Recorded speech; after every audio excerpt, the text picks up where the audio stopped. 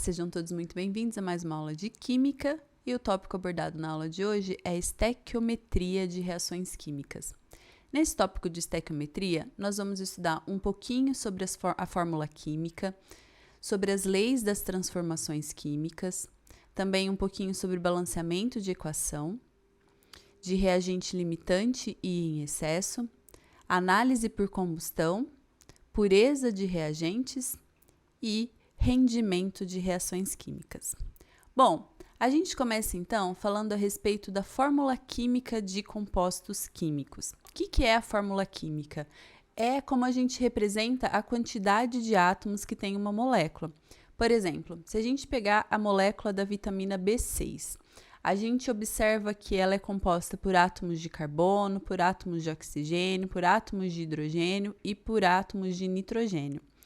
Mas, olhando essa molécula dessa forma, a gente precisa contar a quantidade de átomos de cada átomo que está constituindo essa molécula. Então, por exemplo, qual é a quantidade de átomos de oxigênio? 1, 2, 3. Qual é a quantidade de átomos de nitrogênio? Somente 1. E de carbono? Cada junçãozinha dessa aqui é um átomo de carbono. E de hidrogênio? Os hidrogênios, muitas vezes, eles ficam ocultos, a gente não apresenta ele na molécula. Por exemplo, aqui, a gente sabe que tem um carbono que está ligado com uma simples ligação com esse oxigênio e outra simples ligação com esse outro carbono. Só que os hidrogênios que esse carbono estão ligados não estão representados, mas eu sei que o carbono, para estar estável, ele precisa fazer 4 ligações. Então, se aqui eu estou representando somente 2 ligações, as outras 2 que faltam são ligações com átomos de hidrogênio. Mas, imagina se toda vez que a gente tiver que representar uma molécula, a gente tiver que desenhar ela. Essa é uma molécula ainda relativamente pequena, imagina moléculas mais complexas. Por isso que a gente fala a respeito da sua fórmula química, que é a forma que a gente representa a quantidade de átomos dessa molécula. Por exemplo, essa molécula da vitamina B6, ela tem 8 átomos de carbono, 11 átomos de hidrogênio, 1 átomo de nitrogênio e 3 átomos de oxigênio. Então, dessa forma, fica muito mais fácil de representar essa molécula. Por isso, a gente usa o conceito de fórmula química. Vamos pegar um exemplo agora.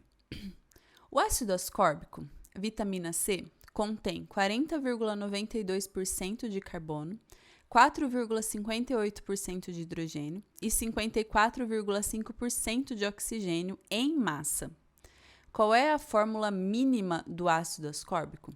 Bom, fórmula mínima. Aqui no slide anterior, a gente viu a fórmula química, não é?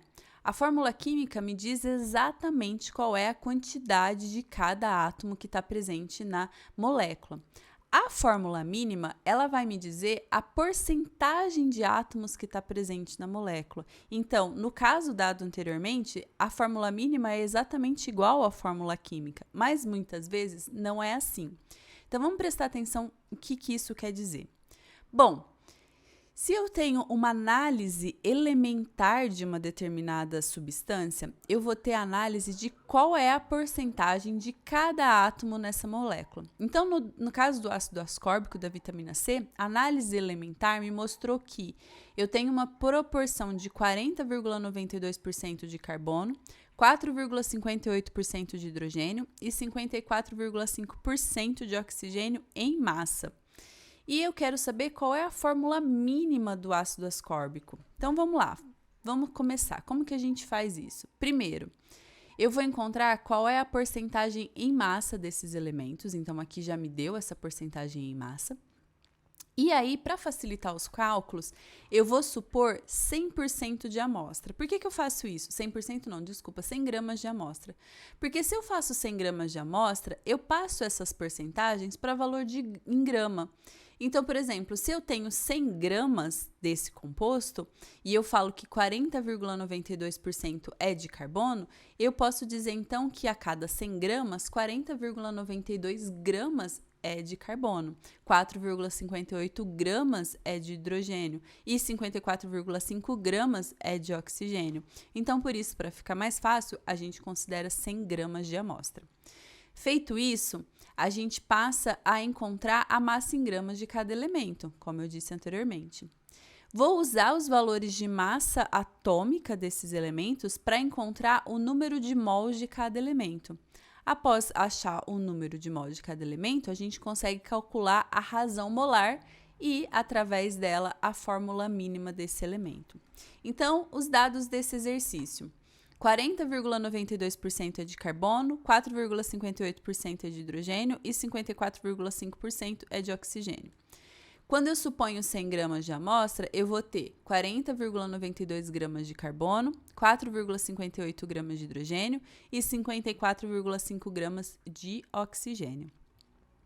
Para eu encontrar o número de mols, então, eu vou pela massa molar. Lembrando, massa molar do carbono, 12 gramas por mol. Massa molar do hidrogênio, 1 grama por mol. Massa molar do oxigênio, 16 gramas por mol. Fazendo a conversão, então, eu chego numa proporção de 3,41 mol de carbono, 4,58 mol de hidrogênio e 3,41 mol de oxigênio. Mas eu não consigo representar dessa forma esses números quebrados de números de mols direto na fórmula. O que eu preciso fazer?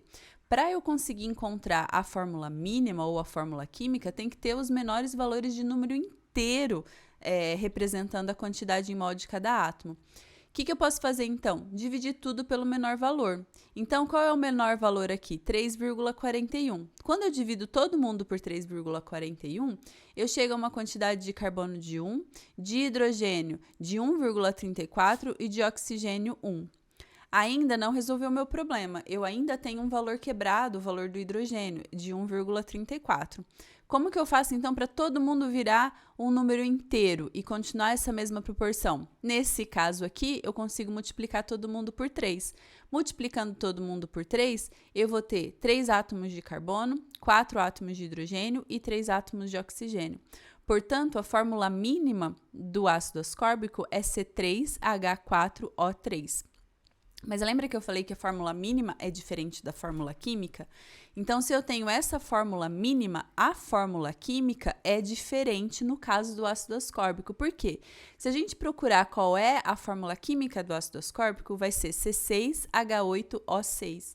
Mas tá vendo que esses valores aqui a gente consegue diminuir dividir todo mundo por um mesmo valor? Se eu dividir todo mundo por 2, eu chego nessa fórmula mínima dele. Então, a fórmula mínima, ela vai me dar os menores valores possíveis ali, que é a relação de porcentagem de cada átomo que constitui uma molécula. A gente pode também obter a fórmula molecular a partir da fórmula mínima, se a gente conhecer a massa molecular do composto em questão. Vamos pegar mais um exemplo. Por exemplo, o mesetileno, hidrocarboneto encontrado em pequenas quantidades no petróleo, tem uma fórmula mínima C3H4. A massa molecular determinada experimentalmente para essa substância é de 121 unidades de massa molar. Qual é a fórmula molecular do mesetileno? Bom, ele me dá então que a fórmula mínima do mesetileno é C3H4. Com essa fórmula mínima, eu consigo calcular a massa molar da fórmula mínima. Como eu faço isso? Multiplicando as massas atômicas dos componentes dessa molécula. Então, eu tenho 3 átomos de carbono, então 3 vezes 12, que é a massa molar do átomo de carbono, a massa atômica, né, no caso, e 4 hidrogênios, então 4 vezes 1. 1 é a massa atômica do hidrogênio. A massa molecular, então, da fórmula mínima, dessa molécula é 40 unidades de massa atômica, ou 40 unidades de massa molecular nesse caso. Mas ele me diz que a massa molecular mesmo tem uma massa, da fórmula química, tem a massa de 121 unidades de massa molecular. Como que eu faço, então, para achar qual é a fórmula molecular do mesetileno? Eu vou dividir a massa molecular experimental com a massa molecular da fórmula mínima. Então, a massa molecular experimental é 121. Da fórmula mínima que eu calculei, era 40. Logo, eu tenho uma proporção igual a 3. Como que eu faço, então, para achar a fórmula molecular do mesetileno? Eu vou multiplicar os constituintes da fórmula mínima por 3. Fazendo isso, então, eu chego numa fórmula molecular de C9H12. Como que eu fiz isso então? Eu peguei a fórmula mínima e multipliquei por 3. A noção do que é uma fórmula mínima e de uma fórmula molecular é o primeiro passo para a gente começar a entender a estequiometria das reações. O segundo passo é entender o que são as leis das transformações químicas. As leis das transformações químicas são um conjunto de leis experimentais que regem todas as reações químicas em relação às massas dos componentes dessa reação.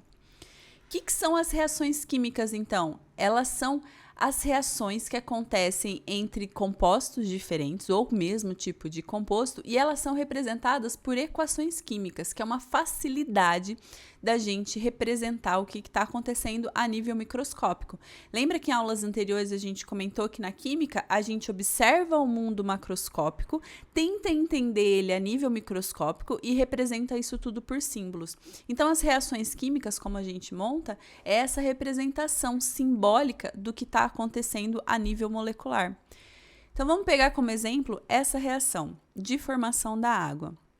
Para formar moléculas de água, eu preciso de moléculas de hidrogênio, H2, e moléculas de oxigênio, O2.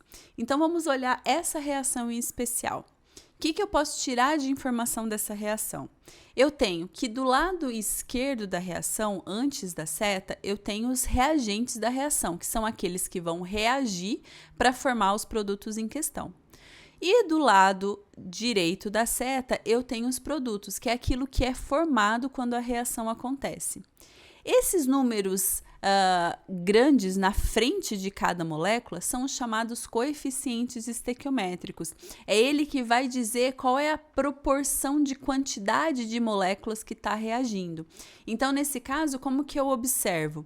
Eu posso dizer que eu preciso de 2 moléculas de hidrogênio reagindo com uma molécula de oxigênio, já que aqui não tem número nenhum, então é o número 1, para formar 2 moléculas de água. Repetindo, eu preciso de 2 moléculas de hidrogênio com uma molécula de oxigênio para formar 2 moléculas de água. E aí, então, como que eu faço as quantidades de átomos que eu tenho de cada lado da reação?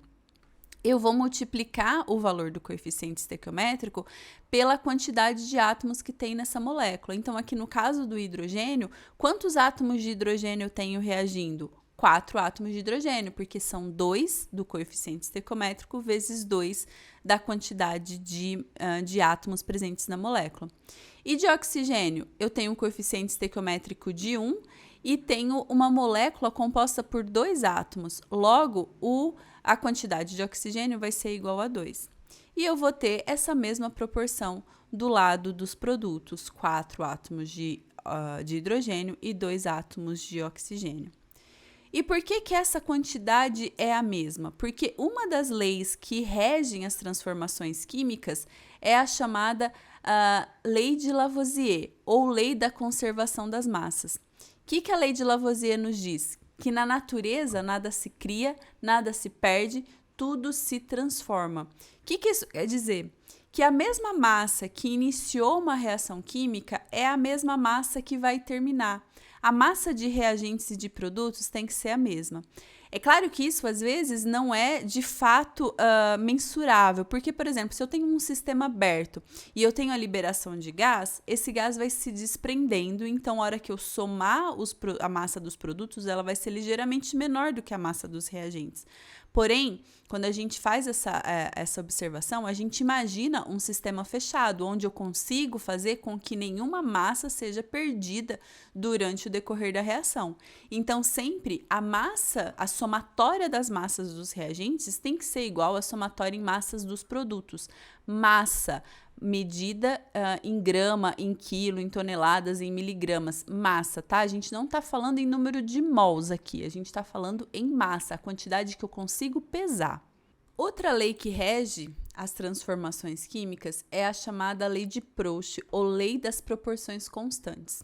O enunciado dessa lei diz que toda substância possui uma proporção constante em massa na sua composição, e a proporção na qual reagem e se formam é constante. Vamos pegar como exemplo para ficar mais fácil de entender. Nesse caso da formação de uma molécula de água, eu tenho que sempre, para formar 2 moléculas de água, eu preciso de 2 moléculas de hidrogênio e 1 molécula de oxigênio. Essa é a proporção.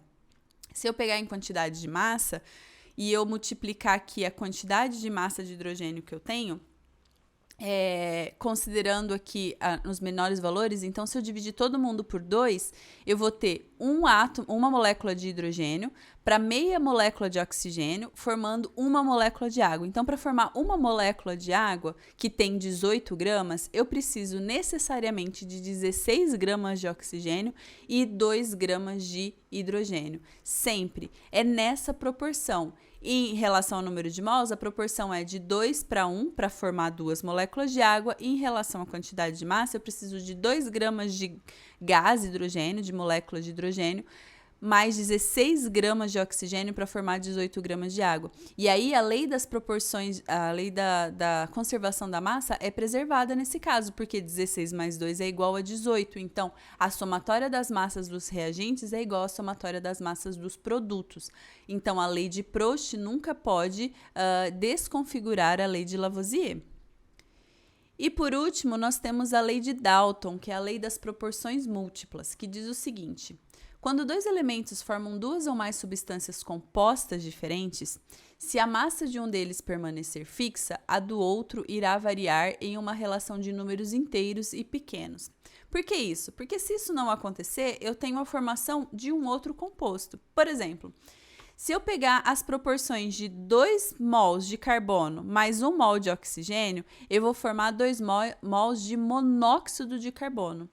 Já se eu pegar a proporção de 1 mol de carbono para 1 mol de oxigênio, eu vou formar 1 mol de dióxido de carbono. São substâncias diferentes. Então, para ocorrer a formação do monóxido de carbono, eu sempre tenho que variar essas proporções dessa forma, de 2 mols de carbono para 1 mol de oxigênio. Se eu mudar essa variação, eu vou ter um outro composto, certo? Para a gente entender melhor ainda as leis das transformações químicas, vamos pegar um exemplo prático. Se eu falar para vocês que eu quero fazer um sanduíche, e nesse sanduíche eu quero que ele tenha pão, que ele tenha peito de peru ou presunto, que ele tenha alface, que ele tenha queijo e que ele tenha tomate. Certo, mas aí você vai me dizer, mas quanto? Quanto você quer de cada coisa? Aí eu vou dizer para você, para fazer um lanche, eu quero 2 fatias de pão, 1 fatia de presunto, 2 folhas de alface, 1 fatia de queijo e 3 rodelas de tomate. Essas são as proporções para fazer um lanche. E essa analogia a gente faz quando a gente fala de reações químicas. Para fazer esse um lanche, eu preciso necessariamente de 2 fatias de pão, 1 fatia de peito de peru, 2 folhas de alface, 1 fatia de queijo e 3 rodelas de tomate. Observe que se eu pegar isso tudo, eu vou ter que a somatória das massas do pão, do peito de peru, das folhas de alface, do queijo e do tomate vai ser exatamente igual à somatória, a massa, ou melhor, do meu lanche final. Então, a lei das conservações das massas foi preservada. E as proporções também. Para cada um lanche, são 2 fatias de pão, 1 fatia de presunto, 2 folhas de alface, 1 fatia de queijo e 3 rodelas de tomate. E aí, se a gente pegar essa analogia e levar para reações químicas, fica um pouco mais fácil de entender o que é o balanceamento da equação. Então, vamos pegar esse exemplo aqui. O fosfato de sódio reage com um cloreto de magnésio para formar cloreto de sódio e fosfato de magnésio. Então, vamos olhar a quantidade de cada átomo que tem nessa reação química, que eu deixei cada átomo com uma cor diferente para ficar mais fácil da gente ver. Então, eu tenho, olhando aqui, 3 átomos de sódio do lado dos reagentes, porque eu tenho Na3 nessa molécula. Então, para cada uma molécula de fosfato de sódio, eu tenho 3 átomos de sódio. Eu tenho 1 átomo de fósforo na molécula aqui. Eu tenho 4 átomos de oxigênio, representado aqui em azul. Eu tenho 1 átomo de magnésio, o Mg, e 2 átomos de cloro. Essas são as quantidades de átomos que eu tenho do lado dos reagentes. Porém, do lado dos produtos, eu tenho somente 1 átomo de sódio, o NaCl só tem 1 átomo de sódio, cada molécula só tem 1 átomo de sódio. Eu tenho 2 átomos de fósforo, porque aqui, quando a gente tem esse parêntese aqui e esse número depois, quer dizer que toda essa parte da molécula é multiplicada por 2. Então, o fósforo tá nessa molécula tem 2 fósforos. Eu tenho 8 átomos de oxigênio, porque eu vou multiplicar esse 4 do oxigênio por 2 também. 3 átomos de magnésio agora, antes eu tinha um só, agora eu tenho 3 átomos de magnésio e um átomo de cloro somente. Então, se eu ver aqui, antes eu tinha 3 átomos de sódio e agora eu tenho só um. Antes eu tinha um átomo de fósforo e agora eu tenho só 2. Antes eu tinha 4 átomos de oxigênio, agora eu tenho 8. Antes eu tinha um átomo de magnésio, agora eu tenho 3. E antes eu tinha 2 átomos de cloro e agora eu tenho só um. O que aconteceu? Nada. Eu só preciso colocar os coeficientes estequiométricos corretos para representar o que aconteceu nessa reação. E como eu faço isso? Mais ou menos por tentativa e erro. Mas uma dica, como que a gente faz o balanceamento da equação? Nunca comece com o oxigênio nem com o hidrogênio. No caso dessa equação aqui, a gente não tem hidrogênio, então não comece com o oxigênio. Vamos começar ou com o sódio ou com o magnésio. Se eu começar com o sódio, olha só, eu tenho 3 átomos de sódio aqui e um átomo de sódio só desse lado. Então, vamos colocar um 3 aqui na frente, 3 átomos de sódio. Vamos tentar escrever isso aqui. Então, aqui eu teria o número 3. 3 átomos de sódio. Mas, olha só, se a gente já olhar o cloro aqui, se eu colocar o 3 aqui na frente, 3Na, eu vou também ter 3Cl, porque eu estou multiplicando a molécula como um todo. Mas do lado dos reagentes eu tenho somente 2. Então, tem alguma coisa errada. Não deu muito certo. Mas deixa aí. Vamos olhar o magnésio agora? Olha só o magnésio. Do lado dos produtos, eu tenho 3 átomos de magnésio. Mas do lado dos reagentes, eu tenho somente 1. Vamos multiplicar aqui por 3 também e ver se dá certo? 3 átomos de magnésio, 3 aqui, ok. Mas, se eu colocar o 3 aqui na frente, eu também vou multiplicar a quantidade de átomos de cloro. 3 vezes 2, 6. Mas aqui, com essa multiplicação, ficou só 3. Mas aqui fica fácil de resolver. Ao invés de deixar o 3 aqui, é mais fácil eu colocar o 6. Ah, mas aí desbalanceou o sódio aqui. Sim, mas se eu colocar 2 aqui na frente, já fica balanceado. 2 vezes 3, 6. 6 átomos de sódio de um lado, 6 átomos de sódio de outro. Ok, o sódio, o cloro e o magnésio estão ok. Vamos olhar o fósforo? Bom, o fósforo eu tinha um átomo de fósforo de um lado, só que a hora que eu coloco esse 2 aqui, eu multiplico também o fósforo. Então, fica 2 átomos de fósforo, 2 átomos de fósforo. E o oxigênio, será que deu certo? Eu tinha antes 4 e depois passou para 8, só que a hora que eu coloco 2 aqui na frente, eu também multiplico o oxigênio. Então, 2 vezes 4, 8. E então, dessa forma, eu tenho o balanceamento correto da equação, que é a proporção de 2 mols de fosfato de sódio mais 3 mols de cloreto de magnésio, formando 6 mols de cloreto de sódio mais 1 mol de fosfato de magnésio. E agora, quando eu fizer as quantidades de átomos que eu tenho do lado dos reagentes, vai ser exatamente igual à quantidade de átomos que eu tenho do lado dos produtos, e eu obtenho dessa forma, então, a equação química balanceada. E quando a gente fala do balanceamento de equação, a gente tem que também observar uma coisa. Não é a quantidade de coeficientes estequiométricos que tem que ser preservada. Olha só, nesse caso, se eu olhar os coeficientes estequiométricos, a quantidade de mol de cada composto, eu vou ter 2 mols de fosfato de sódio para 3 mols de cloreto de magnésio. Se eu somar esses dois, então, eu vou ter 6 mols no total. E do lado dos produtos, eu vou ter 7 mols, mas isso não está dizendo que está errado, é assim mesmo. A quantidade em mols pode variar. O que não pode variar, o que tem que permanecer constante, é a quantidade de moléculas e a massa. Se eu fizer a somatória das moléculas dos reagentes, tem que ser exatamente igual à somatória de moléculas dos produtos. E se eu fizer a somatória das massas dos reagentes, tem que ser igual à somatória de massa dos produtos. Isso para qualquer equação química. Se eu pegar aqui o exemplo da formação da amônia, eu tenho essa mesma proporção. A quantidade em mols varia sim, mas a quantidade de moléculas e de massa é a mesma. Com isso, a gente entra na discussão de um outro conceito a respeito de reagente limitante e reagente em excesso. Vamos pegar o exemplo que eu dei do lanche anteriormente. Se eu falar assim para vocês, olha, eu tenho disponível 20 rodelas de tomate, 10 fatias de pão, 7 fatias de presunto, 15 folhas de alface e 6 fatias de queijo. Quantos lanches eu consigo fazer com essas quantidades? Você vai olhar e vai me dizer que a quantidade de lanches que eu consigo fazer com essas quantidades é de no máximo 5 lanches. Mas aí eu vou dizer para você, mas espera, não é uma fatia de queijo em cada lanche? Eu tenho 6 fatias de queijo. Sim, mas eu só tenho 10 fatias de pão. E para cada lanche eu preciso de 2 fatias de pão. Então o pão é quem vai estar limitando a quantidade de lanches que eu vou fazer. E por isso ele é o meu reagente limitante, meu agente limitante dessa reação, dessa formação de um lanche.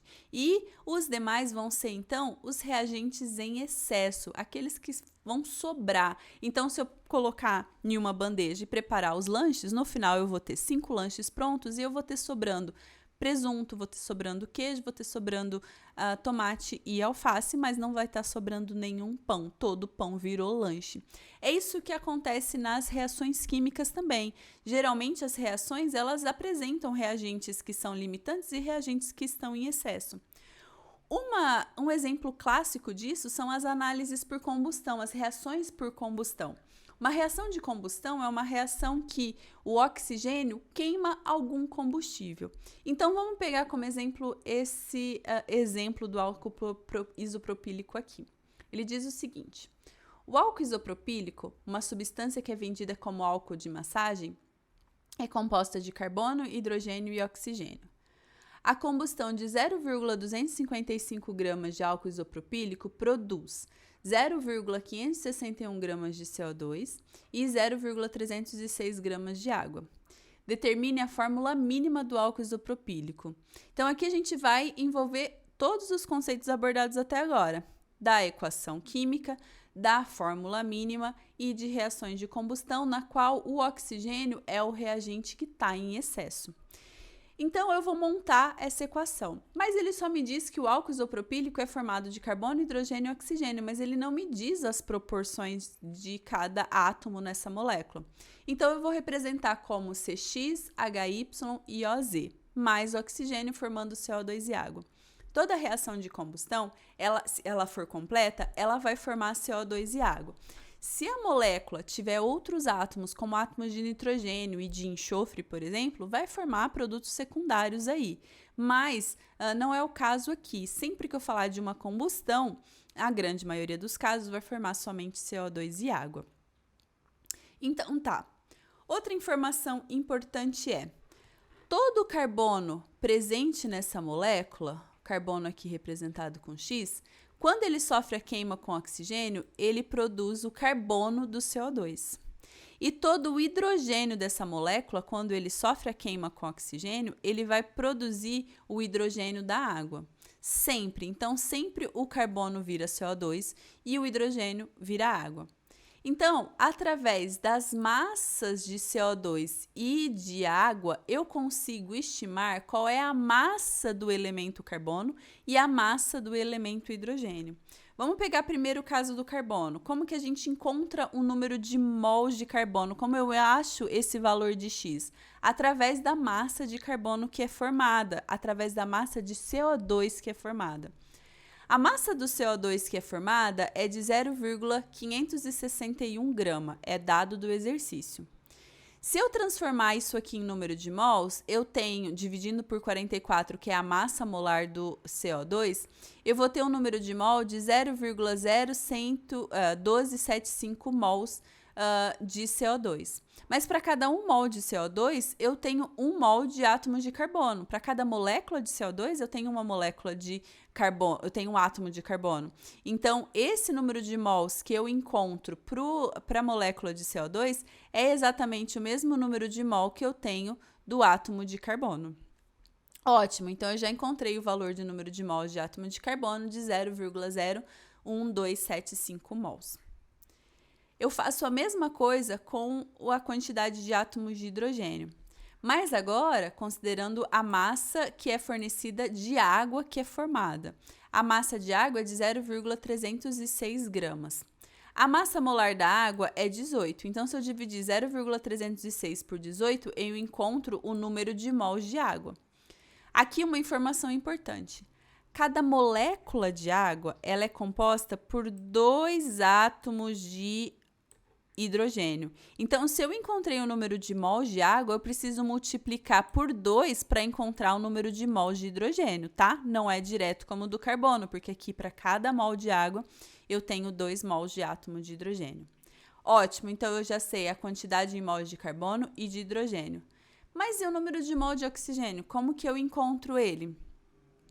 O número de mols de oxigênio, ele pode ser encontrado através da diferença de massas que eu vou ter antes e depois. Como que eu faço isso? Vamos pegar aqui de novo os valores que eu tinha anteriormente. Olha só, ele fala que inicialmente eu tinha uma massa de 0,255 gramas. Isso é a massa de álcool isopropílico que eu coloco para reagir com o oxigênio.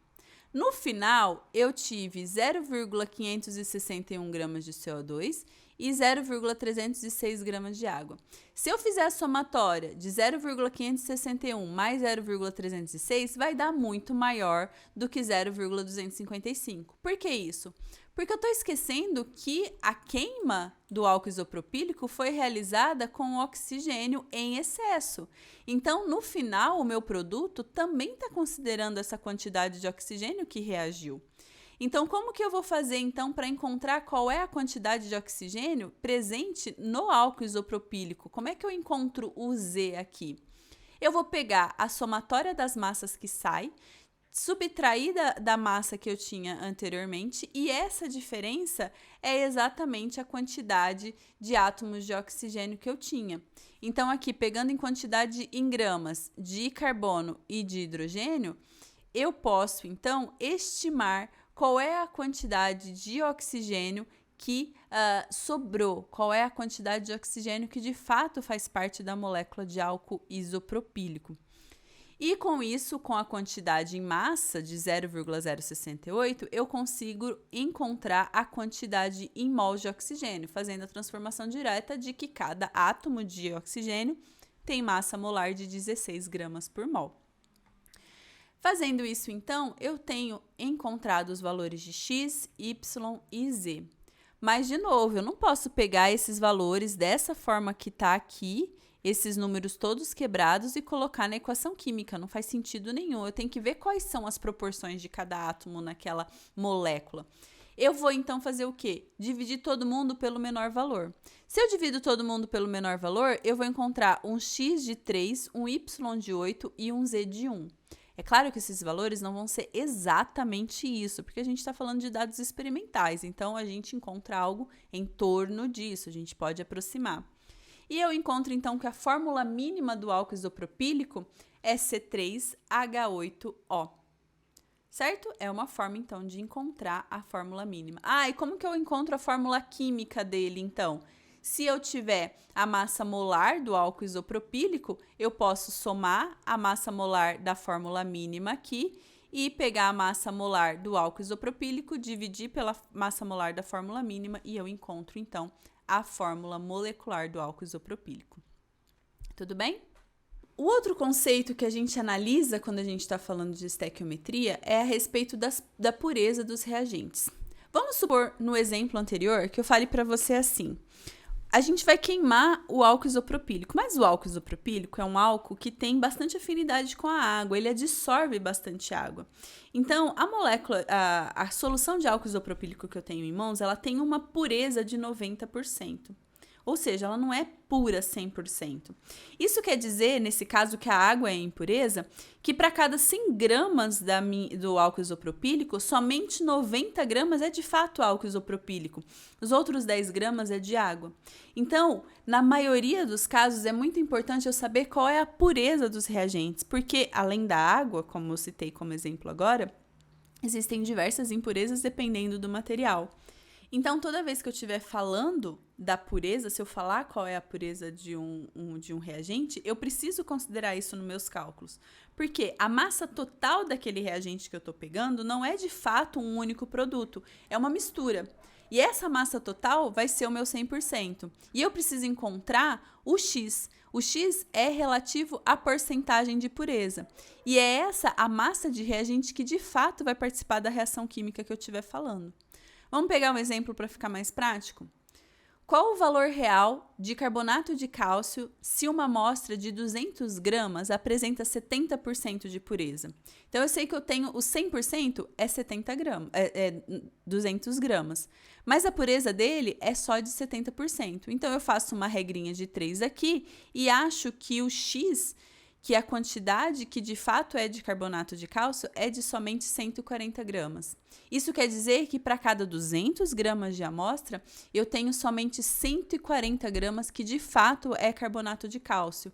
Os outros 100 gramas são impurezas. Um outro exemplo. Qual o valor real de ácido sulfúrico se uma amostra de 500 gramas apresenta 80% de pureza? Eu vou pegar então que 500 gramas é o 100%, o X, que é o que eu quero encontrar, é os 80%. E aí, nesse caso, eu encontro um X de 400 gramas de, aqui um errinho, desculpa, de ácido sulfúrico. Então, isso quer dizer que para cada 500 gramas de amostra, nós temos somente 400 gramas de ácido sulfúrico e 100 gramas são impurezas. Além disso, nós temos o rendimento das reações, para finalizarmos.